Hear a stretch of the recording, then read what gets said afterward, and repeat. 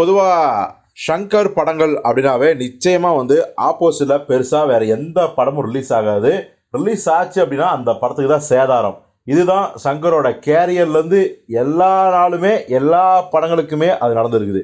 அது ஜென்டில்மேன்லேருந்து ஆரம்பித்து இப்போ வந்து ரிலீஸ் ஆன நிறையா படங்கள் முதல் கொண்டு சொல்லலான்னு வச்சிங்களேன். அப்படிப்பட்ட சங்கரோட இப்போது இந்த டைம் பார்த்திங்கன்னா சில படங்கள் மோதுகின்றன.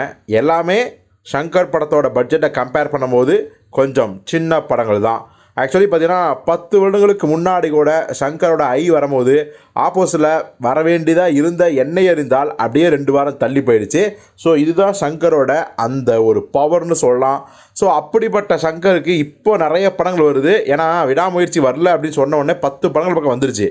இப்போது அதில் மிக முக்கியமான ஒரு படம் என்னவென்றால் நேசிப்பாயா அப்படிங்கிற படம் தான். நம்ம விஷ்ணுவர்தன் யார் பில்லா ஆரம்பம்னு தெரிகிட்டு கொடுத்த நம்ம விஷ்ணுவர்தன் இயக்கத்தில் நம்ம நடிகர் முரளியோட மகனும் அதர்வா முரளியின் தம்பியுமான நம்ம ஆகாஷ் நடிப்பில் வெளிவந்திருக்க படம் நேசிப்பாயா. அதுதான் இப்போ வந்து பொங்கலுக்கு ரிலீஸ் ஆக போகுது. கிட்டத்தட்ட இந்த படம் வந்து மிகப்பெரிய அளவில் ஒரு ரொமான்டிக் படமாக இருக்கும் அப்படின்னு எதிர்பார்க்கப்படுது. ஏன் இப்போ ரிலீஸ் ஆகிடுச்சின்னு சொன்னால் அந்த அளவுக்கு அந்த படத்தோட டாக் இருக்குது. அதாவது படம் ரிலீஸ் ஆனால் எந்த அளவுக்கு டாக் இருக்குமோ அந்த அளவுக்கு இப்போது அந்த படத்தில் மிக முக்கியமான ஹீரோயினாக நம்ம அதிதி சங்கர் நடிச்சிக்காங்க. இப்போது ஒரு பக்கம் பிரம்மாண்ட இயக்குனரின் நம்ம கேம் சேஞ்சர் சங்கரோடது, இன்னொரு பக்கம் அதிதி சங்கரின் நேசிப்பாயா.